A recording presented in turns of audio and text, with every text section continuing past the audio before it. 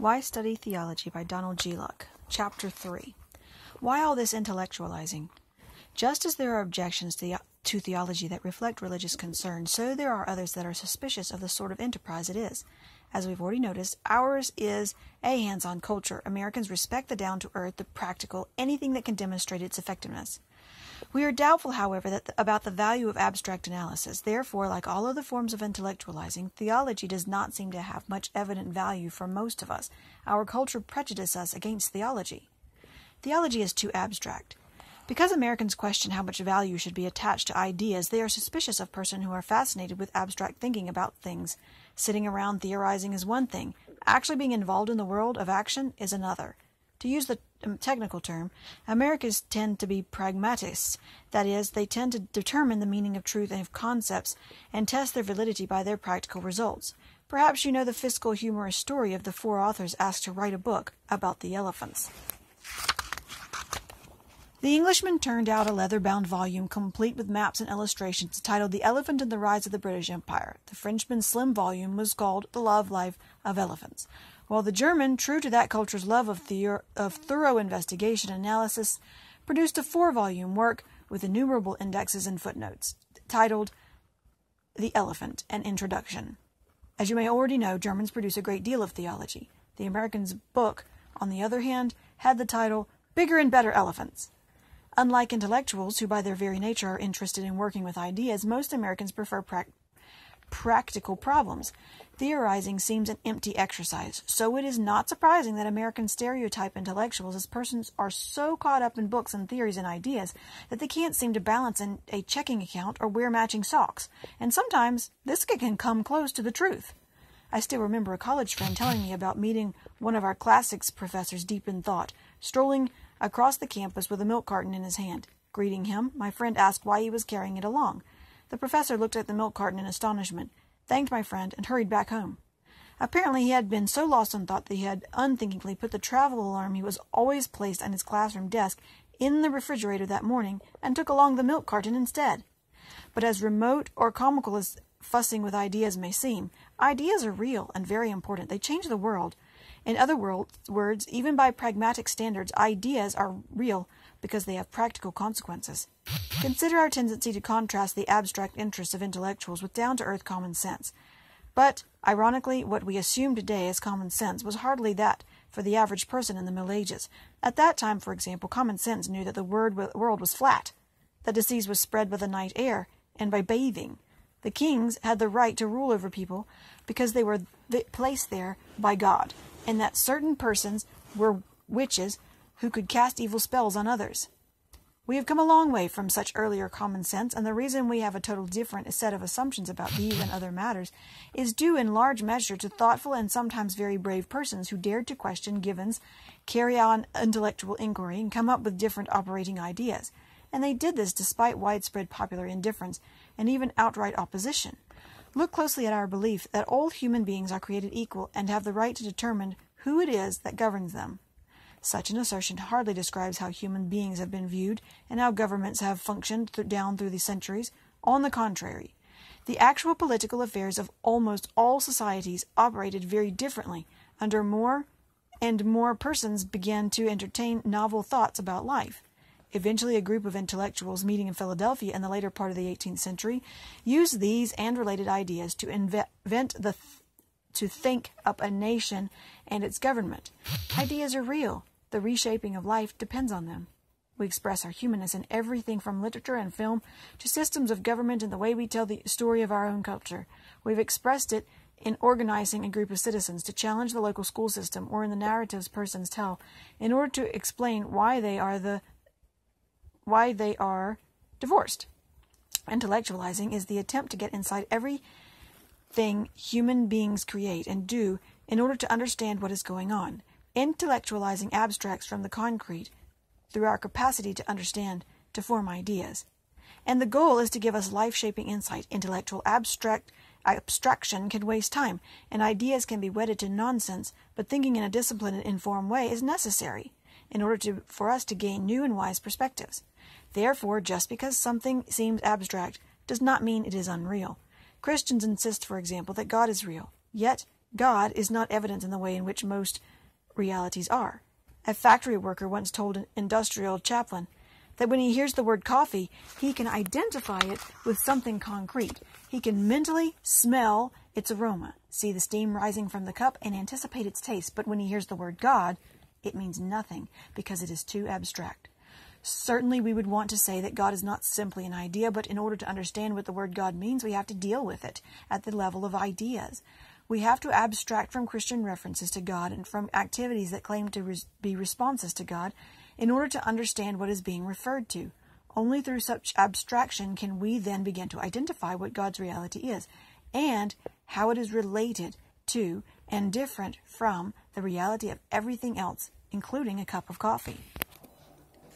Those who have had a liberal arts education or have been trained in disciplines like theoretical physics have been introduced to this practice of thinking abstractly, but more and more persons entering theological study today have either a limited background in thinking and arguing abstractly or have none at all. That is not to fault anybody's educational program. In many cases, students bring other experience and insight that can help them in theological study, and for those who study as part of their path to ordination and ministry, but it does require them to learn new skills. Undergraduate education is not the only factor. Not everyone has a natural inclination or a natural ability to work this way. Some discover more readily than others that ideas are real, that theories have consequences. This enables them to catch on to how to do theology more quickly. Given the fact that churches usually insist on competency in theology for those seeking ordination, this may seem to be unfair to those who don't have these abilities, but churches also look for basic proficiency in other areas like counseling, administration, worship leadership, public speaking, and simply relating well to other people. This variety of necessary competencies can sometimes balance things out. Persons who have little background or few natural gifts in abstract thinking will have to work harder at learning to think theologically. But they may be more naturally gifted in other areas. At the same time, intellectually oriented persons may have to work harder at skills other than theology.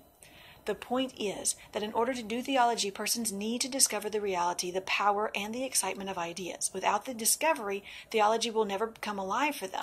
The key here is to realize that the debates that go on and the analysis that are presented provide us with deeper insight into the meaning of our life within God. Theology does this by abstracting elements of the concrete activity of the Christian community and bringing them into the realm of ideas. Then, having gained clarity in this realm, it moves back with its understanding to shape the activity of the community. In this way, theology parallels the activity of liberal arts study, which aims to discover insight into the business of being human in order to humanize individuals and societies. Theology tries to be aware of what we can profitably understand about the business of being human, which is unearthed by intellectual analysis of our culture and by the disciplines of what we have been called the human sciences, such as psychology, sociology, and political analysis.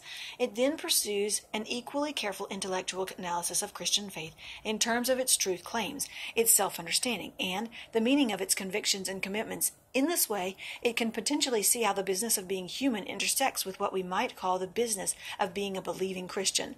It is by abstracting and working with ideas that these two very different arenas can be brought together constructively. This leads us to consider a related objection to theology. Theology is just theory.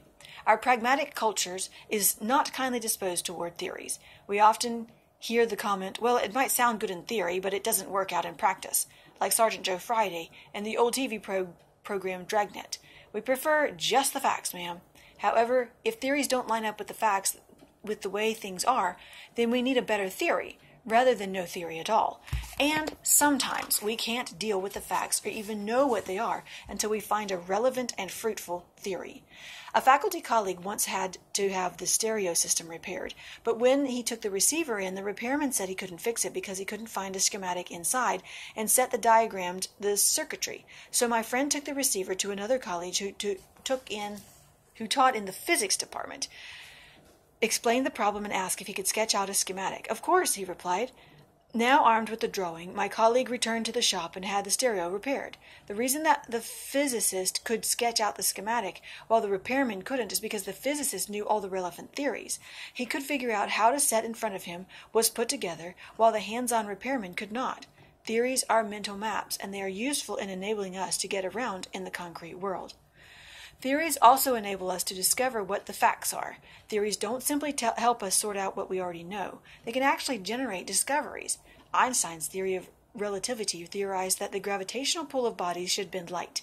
It wasn't until a number of years later that experiments demonstrated that this is exactly what in fact happens, and the experiments were devised in the first place was to test the theory. The same holds true in theology. Theology proceeds by way of theory construction. The ideas that are abstract from Christian sources, church life, scripture, the deep convictions of personal thought, to be wise and the like, are woven together in careful thought through and argued theories. These theories in turn can have a dramatic impact on the life of the church. Take, for example, the decision of many churches in the latter part of this century to ordain women. This practice runs totally counter to almost 20 centuries of tradition. What happened? In the first place, questions and arguments raised in the secular arena began to spill over into the life of the Christian community. Within our culture, people began to challenge traditional ideas about women. They engaged in consciousness raising, questioning whether these ideas were true and whether the social structures they supported were justified. Reigning theories were examined and found wanting and replaced with new ones. These theories had their intellectual counterparts in the churches. In other words, they stimulated theology analysis. The results are interesting. Not only have these theories, these theological arguments, convinced many churches to reverse ancient tradition, they have stimulated New Testament scholars to look more closely at the Christian scriptures. The results parallel those of Einstein's theory about gravity and light. Sensitized by feminist theorizing, New Testament scholars now find evidence that the earliest Christian community accepted leadership by women as well by men.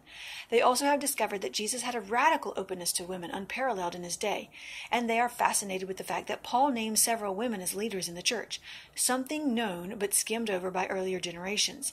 These facts of early church life were undercut by later tradition and were overlooked by earlier scholars because of the unconsciousness, male-oriented assumptions of the culture. It has been the theorizing of feminist analysis that has enabled us to discover them. So we begin to see how important theory is. The Greek root of the word is the same as the word theater. Originally, a theater was an outdoor structure usually cut into the side of the hill and having curved seats looking down on a stage. From those seats, spectators had a vantage point. They gained a perspective of the action of the play. That's what a theory does. It gives us a vantage point from which to view and evaluate what is going on. It gives us perspective. Theology is the theorizing carried on by the Christian community in order to create a helpful perspective on what the church is and does and believes. Clergy today, for example, are expected to fill many roles and perform many tasks. Very often, however, little question is raised about the prioritizing or even the appropriateness of these responsibilities. Many, including ordained persons themselves, see the primary role of clergy as caregivers. But is that a primary task? Should clergy be more concerned about reaching out to hurting and needy persons than any other Christian? Is it even justified as a professional role at all? Are clergy best qualified to do so? Or can other persons, including secular types, such as therapists or social workers, actually be more informed and effective? Sorting through issues like this calls for the crafting of perspective, a theory, a theological of ministry. Perhaps no place is the need for clergy to carry out the discipline of theorizing more evident than in the task of preaching. We shall look at this issue more fully later. Suffice it to say here that in order for preaching to come alive and address the living issues facing individuals and society as a whole, the preacher needs the capacity to think theologically. Only the broad perspective that theology provides can enable the preacher to understand how to witness of Scripture and the wider Christian tradition intersects with what is going on in the depth of human personalities, human relationships, and social, national, and global life. Only then is there a chance that a living word will be spoken that God wants addressed to God's people, and the nature and status of women can cause church practice to change. Today there are even broader consequences as theologians begin to recognize the domination of the church's life, and thought of women can give the church a new perspective in its life and witness. Because perspective is valuable, theory is indispensable. Theology doesn't produce clear-cut results. Another reason why we may be initially put off by theology is our frustration with the fact that its work is never done. For all the theorizing that goes on, theologians never seem to speak a final word, and for all the arguments that are advanced, counter-arguments inevitably spring up. All this is true. But isn't this also true for politics? The reason political arguments and policies shift is because national and global circumstances change, and sometimes solutions to particular problems raise new ones. Before World War II, most Republicans were isolationists, but after the war they argued vigorously for an American military presence around the world. Liberal Democrats wanted American troops to be brought home from Vietnam, but later some wanted U.S. military intervention in Bosnia. In the past, persons argued that a national welfare program was needed in order to help the radically poor in the country. Now even some of its most liberal supporters believe that the present welfare program perpetuates poverty. The fact that debate is never over and new forms of action are continually called for does not invalidate the debate and action of the past. We always think and act in specific circumstances, using limited insights and being motivated by particular concerns. All of that is subject to change, and given the dynamic character of life, it eventually does. The same holds true for theology. There is another parallel in the work of science. As much as we have come to know, we discover there is more to learn. In fact, major discoveries often open up entire fields of research that had not been anticipated.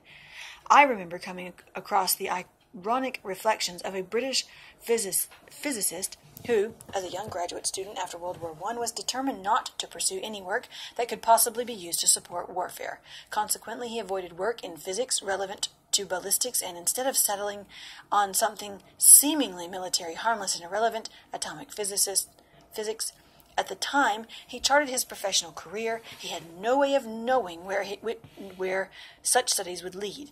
Knowledge keeps opening up new fields in inquiry and problems. The investigations and theorizing of science are never done, but that does not invalidate its past achievements any more than its future fruitfulness. And the same holds true for its method. Some biblical fundamentalists downplay the work of science because they do not like the way it seems to discredit what they believe are Bible assertions. Science is not to be respected, they argue, because its conclusions are never conclusive. The best science can do, they point out, is to spin out theories that cannot claim absolute certainty and that are always open to revision and replacement.